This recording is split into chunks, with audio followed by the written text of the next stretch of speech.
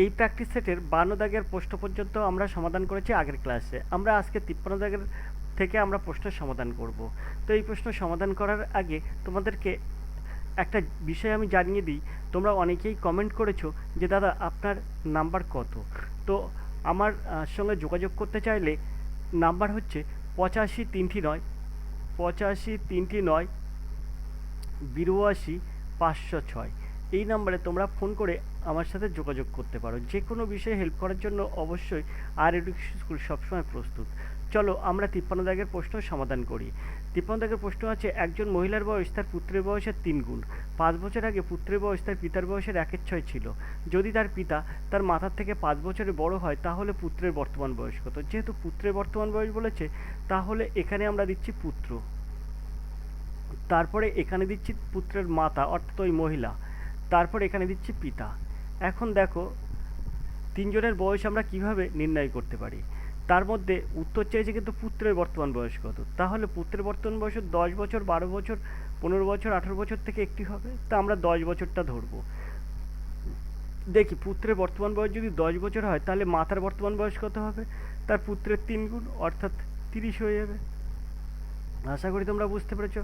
এবার বলছে 5 বছর আগে পুত্রের বয়স তার পিতার বয়সের 1/6 ছিল। দেখি 5 বছর আগে কত ছিল পুত্রের বয়স? 5 বছর আগে ছিল 10 থেকে 5 বিয়োগ করো তাহলে 5। এখানে বলেছে দেখো 5 বছর আগে পুত্রের বয়স তার পিতার বয়সের 1/6 ছিল।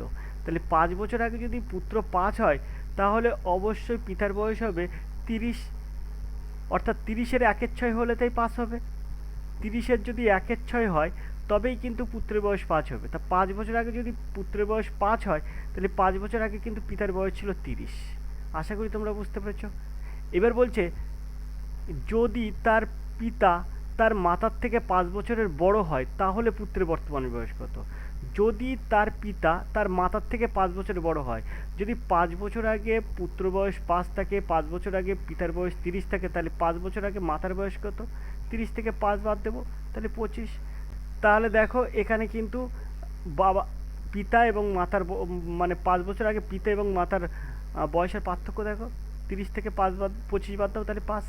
এখানে সেটাই তো বলেছে, যদি তার পিতা তার মাতার থেকে 5 বছরের বড় হয়। তো এরকম অঙ্ক এইভাবে কিন্তু সহজেই সমাধান করা হয়। তাহলে 10 এর দাগ হবে সঠিক উত্তর 10 বছর। পুত্রের বর্তমান বয়স 10 বছর। চলো আমরা পরের প্রশ্ন দেখি কি আছে। যে কোনো অঙ্কের জন্য তোমরা ফোন করতে পারো, যে কোনো রিজনিংয়ের জন্য তোমরা ফোন করতে পারো 85 3 9 82 506 এই নাম্বারে। 54-এর প্রশ্ন আছে, কোন সংখ্যার দ্বিগুণ বর্গ 18-এর ঘন হয়? সংখ্যাটি হলো, সংখ্যাটি তোমাকে নির্ণয় করতে হবে। একটা আছে 54, একটা আছে 108, একটা আছে 432, আর কোনোটিই নয়। তো এই অঙ্কটা তুমি কীভাবে সহজে সমাধান করবে? এখানে তুমি সংখ্যাটা মনে করো এক্স, এক্সের দ্বিগুণ বর্গ অর্থাৎ এক্স স্কোয়ার, তাহলে 2x স্কোয়ার সমান সমান 18 ঘন হয়। 18 ঘন মানে 18 কিউব। এখন এখান থেকে খুব সহজে আমরা এরকম করতে পারি, এক্স সমান সমান এই স্কোয়ারের জন্য রুট দিতে পারি 18 কিউব মানে 18 3টি 18 গুণ করতে পারি বাই এই 2টার নিচে চলে আসবে। এখান থেকে আমরা 9 দ্বিগুণে 18 করতে পারি। এখন দুটো 18 মিলে একটা 18 বাইরে চলে আসে, এক্সের মান হয়ে যায় দুটো 18 মিলে একটা 18 বাইরে চলে আসে। আর এই যে 9 আসে না, 9টা 3 গুণ 3 হয়, সেক্ষেত্রে দুটো 3 মিলে একটা 3 বাইরে চলে আসে। তাহলে এখানে 3 18 54 হয়।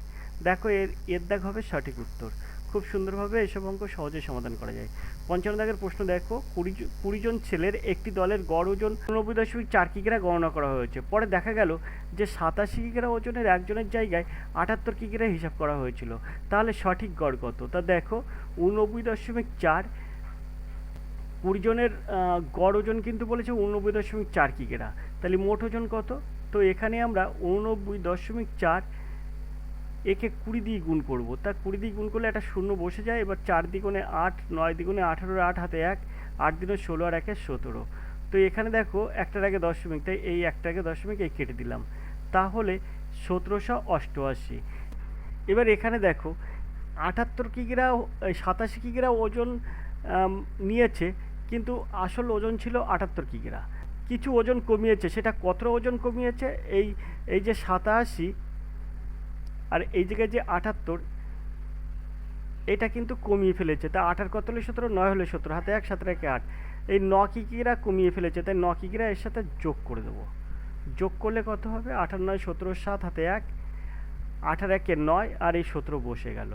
এবার বলেছে, এখানে বলেছে তাহলে সঠিক গড় কত। এবার আমরা এটাকে 20 দিয়ে ভাগ করে দেবো। তাহলে এখানে 10 দ্বিগুণে 20 হলে এখানে 8 দিনও 16 আর 1 দাও 17, 9 দিনও 18 আর 1 দাও 19, তারপরে 17, 8 দিনও 16 আর 1 দাও 17, 5 দিনও 10, অর্থাৎ এখানে হবে কত, 8 9 8.5 বাই 10। এখন এ দেখো একটা শূন্য, নিচে একটা শূন্য আছে, তাই দশমিক ঘর আরেক ঘর এগিয়ে আসবে, তার মানে 89.85 হবে। আশা করি তোমরা বুঝতে পারছো, এখানে বিদ্যাক হবে সঠিক উত্তর, 89.85। চলো আমরা 56 দাগের প্রশ্নে চলে যাই। 56 দাগের যে প্রশ্নটা আছে দেখো, √2 2 + √2 ইকুয়াল জিজ্ঞাসার চিহ্ন। এবার এখানে তোমার এটাকে সমাধান করতে হবে, এর উত্তর কত হবে। তো এটা কিছু না, এটা কিন্তু কর নিরসন, তো এই কর নিরসন তোমাকে করতে হবে। এখানে √2, এখানে 2 + √2 আছে না, এখানে 2 + √2, তোমার এই জায়গাটায় কী করতে হবে, 2 - √2 দিয়ে ওপর নিচে গুণ করতে হবে, 2 - √2 এটা দিয়ে ওপর নিচে গুণ করতে হবে। তো এখানে আমরা পাবো কি, এখানে 2√2 পাবো, 2√2 পাবো, আর পাবো এই √2 গুণ করলে 2 হয়, তো এখানে -2 পাবো, বাই এখানে 2 এর হোল স্কোয়ার পাবো, -√2 এর হোল স্কোয়ার পাবো। কেন, এটা হচ্ছে a + b × a - b, এই সূত্রে চলে আসে। সেই ক্ষেত্রে আমরা এই জায়গাটায় কি করতে পারি, এই 2 আর এই 2টা কমন নিতে পারি, তাহলে ওপরে থাকবে কি √2 - 1, আর নিচে থাকবে কি, নিচে থাকবে এই 2 দ্বিগুণে 4, আর √2 হোল স্কোয়ার করলে কিন্তু 2 হয়, তাহলে 4-এর থেকে 2 বাদ দিলে থাকে একটা 2, তাই এর নিচে শুধু 2 বসিয়ে দিলাম। তাহলে এই 2 কাটা গেল, থাকলো √2 - 1, অর্থাৎ এর দাগ হবে সঠিক উত্তর। খুব সুন্দরভাবে কিন্তু এসব অঙ্ক সহজে সমাধান করা যায়। চলো আমরা 57 দাগের প্রশ্নে চলে যাই। 57 দাগের প্রশ্ন আছে দেখো, প্রশ্নচিত্রে কাগজটিকে ভাঁজ করে কাটা হয়েছে, কাটার পর উত্তরচিত্রে কোন বিকল্প সঠিক চিহ্নিত করুন, কোন বিকল্পটি সঠিক চিহ্নিত করুন। তো এখানে দেখো, এই যে এই প্রশ্নচিত্রে এটা দেওয়া আছে, এটাকে তুমি কেটে তুমি এটা পাবে, বিদ্যাকটা পাবে। চলো আমরা 58-এর প্রশ্নটা দেখি। এখানে 58-এর প্রশ্ন আছে দেখো, প্রদত্ত প্রশ্নটির সঠিক জল প্রতিবিম্ব নির্বাচন করুন। এর জল প্রতিবিম্ব কী আছে দেখো, প্রত্যেকটা তোমার ভালোভাবে দেখতে হবে, তাহলে তুমি কিন্তু এর উত্তরটা খুঁজে পাবে। এর অপশান, এই যে জেড আছে, এই জেডের অপশানটা কিন্তু ভুল আছে, দেখো এই জেডের মতন আছে, জল ছবি ঠিক হলো না কিন্তু। আশা করি তোমরা বুঝতে পেরেছো। তো এর জেডটা কিন্তু উল্টো টাইপের হবে, তাহলে এটা কিন্তু হবে না এর দাগ। বিদ্যাগে দেখো, বিদ্যাগে যেটা আছে এর মধ্যে কোনটা প্রবলেম আছে, অবশ্যই একটা না একটা কিছু কিন্তু প্রবলেম হবে। এই যে 9টা আছে না, এই যে 9, এই 9টা কিন্তু এরকম হবে, কখনো এরকম এদিকে যাবে না, 6-এর মতো হবে না। আশা করি বুঝতে পেরেছো, বিদ্যাকটাও হবে না। সিদ্ধাকটা দেখো, সিদ্ধাকে দেখো 9-9-এর মতনই করে রেখেছে, তার মানে সিদ্ধাকটাও হবে না, অবশ্যই ডিদ্দাকটা হবে, এবং ডির সবগুলোই কিন্তু মিল আছে। জল ছবি, অর্থাৎ জলে যদি এই ছবিটা পড়ে তাই এরকম চিহ্ন দেবে। আশা করি তোমরা বুঝতে পেরেছো। এইভাবে কিন্তু এগুলো সমাধান করতে হয়। 59 দাগের প্রশ্ন দেখো, যদি গুণ চিহ্ন দ্বারা যোগ বোঝানো হয়, ভাগ চিহ্ন দ্বারা বিয়োগ বোঝানো হয়, যোগ চিহ্ন দ্বারা গুণ বোঝানো হয়, বিয়োগ চিহ্ন দ্বারা ভাগ বোঝানো হয়, তাহলে এটা নিচের কোন সংখ্যার সমান হবে। তাহলে এখানে বলছে গুণ চিহ্ন দ্বারা যোগ বোঝানো হয়, তাহলে গুণটাকে আমি যোগ করে দেবো, আর ভাগ চিহ্ন দ্বারা বিয়োগ বোঝানো হয়, তাহলে এই ভাগটা আমি বিয়োগ করে দেবো, আর গুণটাকে আমি যোগ করে দেবো, কারণ গুণ চিহ্ন দ্বারা যোগ বোঝানো হয়েছে। তাহলে এখানে দেখো, এই -6 + 6 কেটে গেল, এই 4 আর এই 20 যোগ করলে হয়ে যাবে 24, তো এখানে সঠিক উত্তর হবে 24। আশা করি তোমরা বুঝতে পেরেছো। চলো আমরা পরের প্রশ্নে চলে যাই। এবার আমরা 60 দাগের প্রশ্ন দেখব।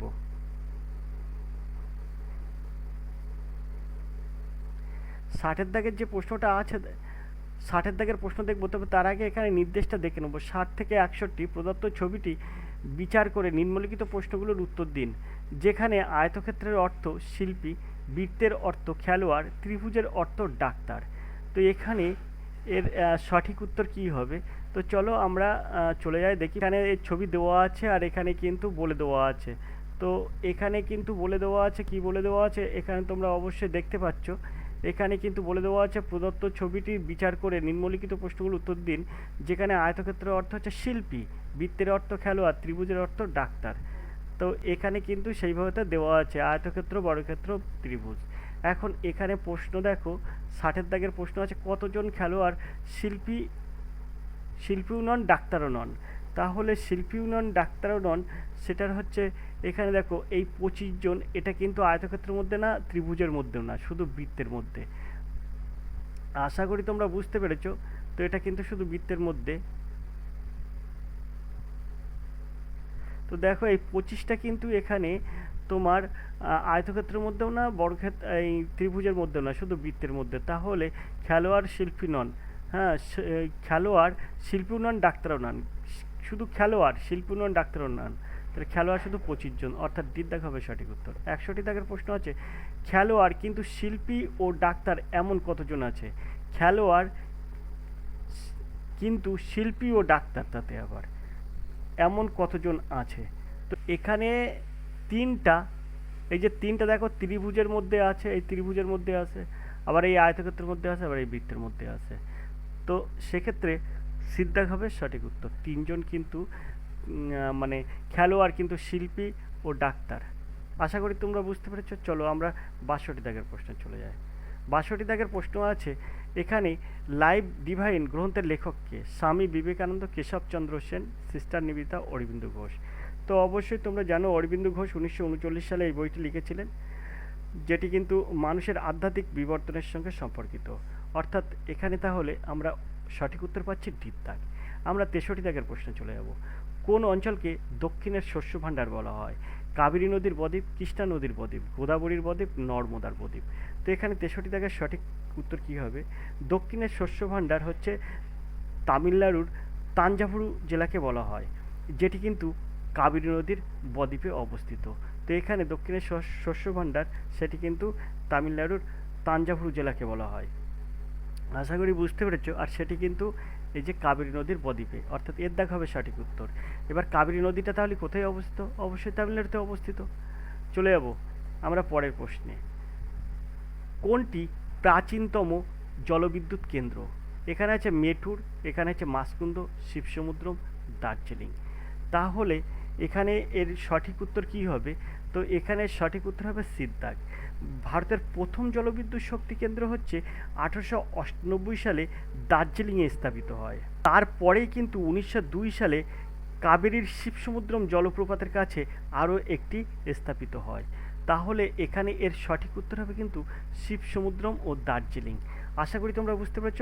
দার্জিলিংয়ের এটা হচ্ছে 1898, আর শিবসমুদ্রম জলপ্রপাতের কাছে আরেকটি স্থাপিত হয়, সেটা কিন্তু 1902 সালে।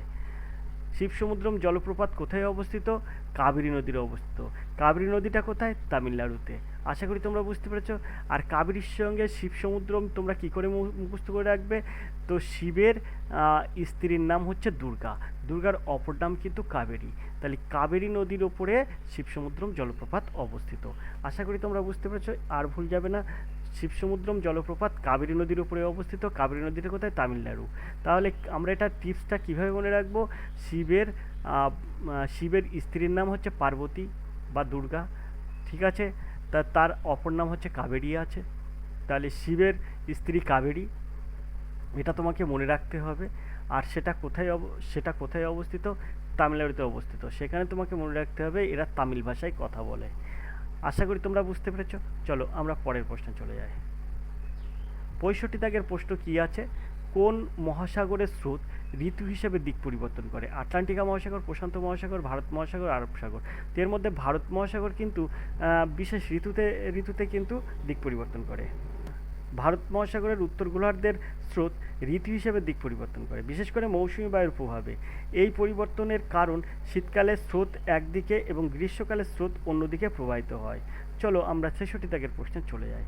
66 দাগের যে প্রশ্নটা আছে সেটা হচ্ছে দাক্ষিণাত্যের শেষ পরাক্রান্ত হিন্দু সম্রাট কাকে বলা হয়? প্রথম মহেন্দ্রবর্মন, দ্বিতীয় পুলকেশী, রাজেন্দ্র চোল, আর কৃষ্ণদেব রায়। তো এখানে দাক্ষিণাত্যের শেষ পরাক্রান্ত হিন্দু সম্রাট হচ্ছে দ্বিতীয় পুলকেশী। আশা করি তোমরা বুঝতে পেরেছো। বিদ্যাঘাবে সঠিক উত্তর দ্বিতীয় পুলকেশী। তো দ্বিতীয় পুলকেশী ছিলেন চালুক্য রাজবংশের একজন শক্তিশালী সম্রাট, যিনি কিন্তু ষষ্ঠ শতাব্দীর শেষ দিকে এবং সপ্তম শতাব্দীর প্রথম দিকে দাক্ষিণাত্যের বিশাল অঞ্চল শাসন করেছিলেন। আশা করি তোমরা বুঝতে পেরেছো। তো সঠিক উত্তর কিন্তু বিদ্যাক দ্বিতীয় পুলকেশী। চলো আমরা 67 দাগের প্রশ্নে চলে যাই। সার্কের মুখ্য কার্যালয় কোথায় অবস্থিত? ঢাকাতে, কাঠমান্ডুতে, ইসলামাবাদে, দিল্লিতে? তো অবশ্যই তোমরা জানো সার্ক এটা কিন্তু নেপালে অবস্থিত। আর এর সার্কের সদর দপ্তর হচ্ছে নেপালে অবস্থিত। আর হচ্ছে এটা নেপালের রাজধানী কাঠমান্ডু। এখানে সঠিক উত্তর বিদ্যাক। এর প্রথম শীর্ষ সম্মেলন হয়েছিল কিন্তু 1985 সালে ঢাকায় হয়েছিল কিন্তু এর প্রথম শীর্ষ সম্মেলন। আর এর সদর দপ্তর বা মুখ্য কার্যালয় হচ্ছে নেপালে অবস্থিত, নেপালের কাঠমান্ডুতে অবস্থিত। এখন এই সার্ক কথার অর্থ হচ্ছে South Asian association for regional corporation. আশা করি তোমরা বুঝতে পেরেছো। তো এর সঠিক উত্তর হবে কিন্তু বিদ্যাক। চলো আমরা 68 দাগের প্রশ্নে চলে যাই।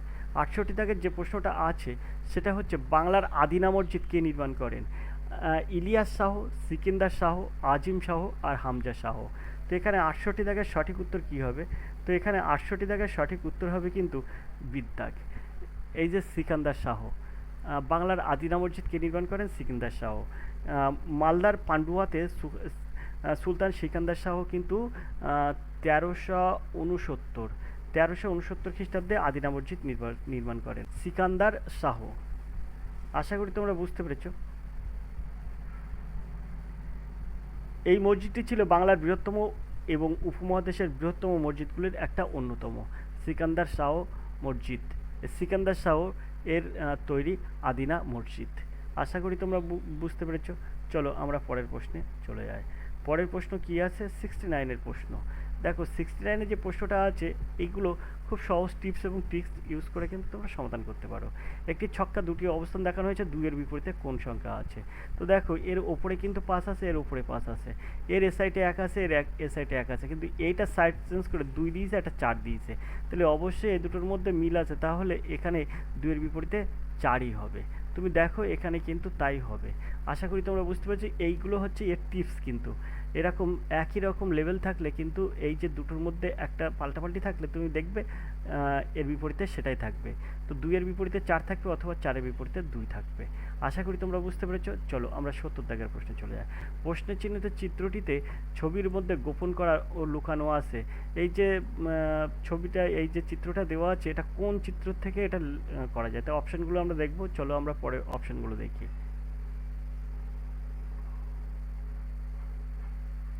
এখানে দেখো 71 দাগের, এখানে দেখো 70 দাগের অপশান আছে এর দাগ, তা বিদ্যাগ, সিদ্ধাগ, এর মধ্যে কোনটা হচ্ছে সঠিক উত্তর? তো এর দাগ হবে সঠিক উত্তর, এর মধ্যে লুকানো আছে। চলো 71-এর প্রশ্ন দেখি। 71-এর প্রশ্ন আছে নিচের প্রশ্ন দুটির বিবৃতি এবং দুটি সিদ্ধান্ত দেওয়া আছে, বিবৃতিগুলি পড়ে প্রশ্নটির উত্তর দিন। বিবৃতি: কোনো নৌকায় দোকান নয়, সমস্ত দোকান হয় বন্দুক। কোনো নৌকায় বন্দুক নয়, কিছু বন্দুক হয় দোকান। এখানে বলছে প্রথম বিবৃতি বলছে কোনো নৌকায় দোকান নয়, তাহলে আমরা এখানে দিচ্ছি নৌকা আলাদা আর দোকান আলাদা। আশা করি তোমরা বুঝতে পেরেছো। এবার বলেছে সমস্ত দোকানই হয় বন্দুক, তাহলে দোকানটা যদি আমরা একটা বৃত্তের মধ্যেই রাখি, নৌকাটা আর একটা বৃত্তের মধ্যে রাখি, কারণ এরা আলাদা। এবার বলছে সমস্ত দোকান হয় বন্দুক, তার মানে কি সমস্ত দোকান হয় বন্দুক, তাহলে আমরা এই দোকান বন্দুক এক করতে পারি, একটা বৃত্তের মধ্যে রাখতে পারি, নৌকাটা আলাদা। এবার বলছে সিদ্ধান্ত আসবো কোনো নৌকায় বন্দুক নয়, নৌকার সঙ্গে বন্দুকের কোনো সম্পর্ক হবে না, কারণ নৌকা বন্দুক আলাদা, কারণ দোকানের সঙ্গে বন্দুকের একটা সম্পর্ক থাকতে পারে। এখানে বলছে কিছু বন্দুক হয় দোকান, হ্যাঁ দোকানের সঙ্গে বন্দুকের আমার সম্পর্ক থাকতে পারে। আশা করি তোমরা বুঝতে পেরেছো, দোকান আর বন্দুকের মধ্যে কিন্তু সম্পর্ক হতে পারে। সেই ক্ষেত্রে আমরা বলতে পারবো কিছু বন্দুক হয় দোকান, এটা বলতে পারবো। তাহলে এটা কিন্তু বলতে পারবো না। এখানে 1, 2 সঠিক, 1, 2 সঠিক নয়, কারণ শুধু 2ই সঠিক হবে সম্ভবত, তাই এটা কিন্তু হবে না। এখানে বলছে শুধু 1 সঠিক, কখনোই হবে না, 1 সঠিক হবেই না, নৌকা আলাদা। এখানে বলছে শুধু 2 সঠিক, হ্যাঁ এটা শুধু 2 সঠিক। আশা করি তোমরা বুঝতে পেরেছো, সিদ্ধাক হবে সঠিক উত্তর। মানে কিছু বন্দুক হয় দোকান বা কিছু দোকান হয় বন্দুক, এরকম কিছু বলা যাবে। চলো আমরা 72 দাগের প্রশ্ন দেখি। 72 দাগের প্রশ্ন আছে, দেখো এই যে প্রশ্নটা, এই প্রশ্নটা তোমাকে সমাধান করতে হবে। তো এখানে এই 13.96, এখানে তুমি এর 14 স্কোয়ার করে দেবে, এখানে এটা 15 স্কোয়ার করে দেবে। তুমি এখানে এরমভাবে করতে পারবে, 18 স্কোয়ার করে দেবে, আর এটা যেটা আছে সেটাই করে দেবে। এখন এখান থেকে যদি আমার এটাকে ক্যালকুলেশন করা হয়, তা 14 196 পাবো, বিয়োগ 15 225 পাবো, আর এখানে 18 কত 324 পাবো, মাইনাস 32.65। আশা করি তোমরা বুঝতে পেরেছো। এবারে এই দুটো বিয়োগ আর এই দুটো যোগ, তো এখান থেকে যদি আমরা ক্যালকুলেশন করি, যোগ করি, তাহলে এখানে পাবো হচ্ছে 520। এই দুটো যদি আমরা যোগ করি তাহলে পাবো 520। 32.65 আমরা 33 নিতে পারি। তাহলে এখানে যদি আমরা এই 225-এর সঙ্গে যদি যোগ করে দিই, কারণ বিয়োগ এই দুটো বিয়োগ, তা এখানে 32টা 33 করে নিচ্ছি, তাহলে 225 আর 33 কত হয়, 258 হয়। এবারে আমরা এটাকে বিয়োগ করে দিলে কত পাবো, 8 কত হলে 10, 2 হলে 10, হাতে 1, 5 এর 6, 6 কত হলে 12, 6 হলে 12, হাতে 1, 2 এর 3, 3 কত হলে 5, 2 হলে 5, 262 হয়। তাহলে আনুমানিক কিন্তু এটা 262। তাহলে তুমি এই জায়গাটায় এর সঠিক উত্তর কি করতে পারো, তো তুমি এর সঠিক উত্তর করতে পারো কিন্তু 64, 264 বিদ্যাক হবে সঠিক উত্তর। আশা করি তোমরা বুঝতে পেরেছো। কারণ এটা আমরা আনুমানিক করেছি, তাই আশেপাশে যাবে ওই 264। দেখো 73, এই 73 দাগের প্রশ্নের সমাধান করতে হয় কীভাবে। এরকম অঙ্ক থাকলে তুমি এখান থেকে দেখো, এখানে এখানে যেটা আছে, তুমি এখান থেকে 1 বিয়োগ 1-এর 4 করো, 1 বিয়োগ 1-এর 4 করলে তোমার কি হয়ে যাবে, 1 বিয়োগ 1-এর 4 করলে তুমি এখান থেকে পাবে 4 লসাগু 4 বিয়োগ 1 সমান সমান 3-এর 4 পাবে, 3-এর 4 পাবে। এইবারে তোমার তো আছে 1-এর 4, তা 3-এর 4টা তোমার 3টা কাটতে গেলে কি করতে হবে, সেই ক্ষেত্রে তোমার 1-এর 3 এখানে একটা কমন নিতে হবে। তার মানে 1-এর 3 সবার সাথে গুণ করতে হবে। 1-এর 3 কমন, 1-এর 3 যদি তুমি গুণ করো তাহলে এই 3 কেটে যাবে। সবার ক্ষেত্রে ওই ওপরে 3 চলে আসবে। এই 1 বিয়োগ 1-এর 4, তো তারপরে তোমার এটা হয়ে যাবে 1-এর 4, 1-এর 4 বিয়োগ 1-এর 7, এরকম করে এগুলো সব যাবে। সেই ক্ষেত্রে সবার উপরে এরকম 3 চলে আসবে। ক্যালকুলেশন করলে নিচে যে 28, 4 সাথে 28টা 88 থাকবে, কিন্তু উপরে সবার 3 চলে আসবে। তাই এই 1-এর 3টা কমন নিলে কি এই 3-এর সাথে সেই 3গুলো কাটা যাবে। আশা করি তোমরা বুঝতে পেরেছো। তাহলে তোমার সবার শেষে কি হবে, এরকম 1 বিয়োগ 1-এর 4, তারপরে 1-এর 4 বিয়োগ 1-এর 7, এরকম করতে করতে তোমার এই জায়গাটাই হবে কত, এই জায়গাটাই হবে তোমার হচ্ছে 1-এর 13 আর 1-এর 16, 1-এর 13 আর বিয়োগ 1-এর 16 হবে। আশা করি তোমরা বুঝতে পেরেছো। তাই তোমাকে এই জায়গাটার থেকে কি নিতে হবে, তাই তোমাকে প্রথমে যে সংখ্যা আছে 1, আর এই যে শেষ সংখ্যা আছে 1-এর 16, এই দুটো নিতে হবে। তাহলে তোমার এই যে 1-এর 3 কমন আসলো, এবারে 1 বিয়োগ 1-এর 16, এই যে তোমার হচ্ছে এই সংক্ষেপে তোমার শর্টে করতে হবে এইভাবেতে, 1-এর 3 ইন্টু 1 বিয়োগ 1-এর 16, প্রথম এটা নিতে হবে আর শেষেরটা নিতে হবে, প্রথম রাশি আর শেষ রাশিটা নিতে হবে, নিয়ে তোমাকে ক্যালকুলেশন করতে হবে। সেই ক্ষেত্রে তোমাকে কি করতে হবে, দেখো 1-এর 3 গুণ, এখানে দেখো 16 লসাগু হয়, 16 1-কে 16, 1 1-কে 1, তার মানে এখানে 15/16 হবে। তাহলে এখানে 3 আর 15 কাটলে হয়ে যাবে 5, তাহলে এটা হয়ে যাবে 5-এর 16। আশা করি তোমরা বুঝতে পেরেছো। তো সঠিক উত্তর হবে বিদ্যাক। তো এইভাবে কিন্তু এই অঙ্কগুলো সহজে সমাধান করতে হয়। আমি কিন্তু জাস্ট একটু বলে দিলাম, এখানে কিন্তু আমরা নিজেই বুঝতে পারছি 1-এর 3 কমন রেখে এই 1 বিয়োগ 1-এর 16 করতে হবে, ব্যাস তোমার অঙ্ক কিন্তু মানে সহজ এবং সমাধান খুব সহজে সমাধান হয়ে যাবে। চলো 74 দাগের প্রশ্ন দেখি। সর্বাপেক্ষা কম সালোক সংশ্লেষ হয় নীল আলোয়, কমলা আলোয়, সবুজ আলোয়, লাল আলোয়। তাই সবচেয়ে কম হয় কিন্তু সবুজ আলোয়। সবুজ আলোয় কিন্তু সালোক সংশ্লেষ প্রায় হয় না, কিন্তু লাল আলোয় সবচেয়ে বেশি সালোক সংশ্লেষ হয়। এটাও তোমাকে পাশাপাশি মনে রাখতে হবে। চলো 75 দাগের প্রশ্ন দেখি। এখানে আছে পজিট্রনের চার্জের সঙ্গে সমান চার্জ হলো প্রোটন কণা, ইলেকট্রন কণা, আলফা কণা, নিউট্রন কণা। তো এখানে 75 দাগের সঠিক উত্তর হবে কিন্তু এই যে প্রোটন কণা কিন্তু এর সঠিক উত্তর। পজিট্রন হলো ইলেকট্রনের প্রতিকণায় এবং এর বৈদ্যুতিক আধান, এর ভরও ইলেকট্রনের ভরের সমান হয়। আশা করি তোমরা বুঝতে পেরেছো। আমরা চলে যাব পরের প্রশ্নে। পরের প্রশ্ন কি আছে দেখব। আমরা 76 দাগের এই প্রশ্ন দেখব। কোন পরমাণুর Ni এর মতো ইলেকট্রন বিন্যাস নয়? এখানে যে অপশানগুলো আছে তার মধ্যে Niর ইলেকট্রন বিন্যাস হচ্ছে 2 প্রথম কক্ষে, তারপর 8। প্রোটন সংখ্যা যেহেতু 10, তাই এর হচ্ছে 8 আর 2 হবে। কিন্তু এখানে ক্লোরিনের আছে 17, তো প্রথম কক্ষে ওর 2টো ইলেকট্রন বসবে, তারপর কক্ষে 8টা ইলেকট্রন বসবে, তারপর কক্ষে 7টা ইলেকট্রন বসবে।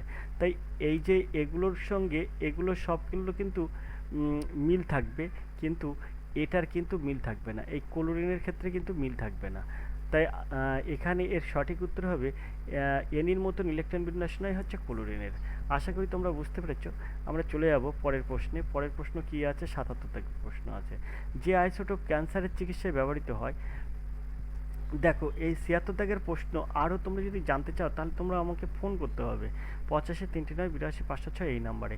কেন এগুলো ডিটেলসে এগুলো ডিটেলসে বলা যায় ভালো। এখানে ফ্লোরিন, সোডিয়াম, ম্যাগনেসিয়াম কেন সোডিয়ামের মতো আচরণ করে বা সোডিয়ামের মতো ইলেকট্রন বিন্যাস, এটার ইলেকট্রন বিন্যাস আলাদা কেন, সেটাও কিন্তু ডিটেলসে বলা যাবে। এখানে বলতে গেলে না অনেকটা বড় হয়ে যায়, তাই কিন্তু এগুলো যখন অনলাইনে ক্লাস করে ছেলেরা তখন কিন্তু আমি এগুলো ভালো করে ডিটেলসে বুঝিয়ে দিই। আমরা 77 দাগের প্রশ্ন দেখব। 77 দাগে যে প্রশ্নটা আছে, যে আইসোটোপ ক্যান্সারের চিকিৎসায় ব্যবহৃত হয়, যে আইসোটোপ ক্যান্সারের চিকিৎসায় ব্যবহৃত হয়, এটা হচ্ছে এর অপশানগুলোর মধ্যে এই যে I-131, এটা কিন্তু আইসোটোপটা ক্যান্সার চিকিৎসায় ব্যবহৃত হয়। আমরা 78 দাগের প্রশ্নে চলে যাব।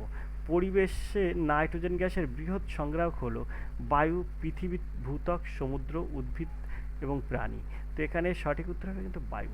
চলো 79 দাগের প্রশ্ন দেখি। 79 দাগের প্রশ্ন আছে, একটি ম্যাপে 0.5 সেমি 10 কিমি নির্দেশ করে। যদি ম্যাপে দুটি শহরের মধ্যে ব্যবধান 82.5 সেমি হয় তাহলে শহর দুটির মধ্যে বাস্তব দূরত্ব কত?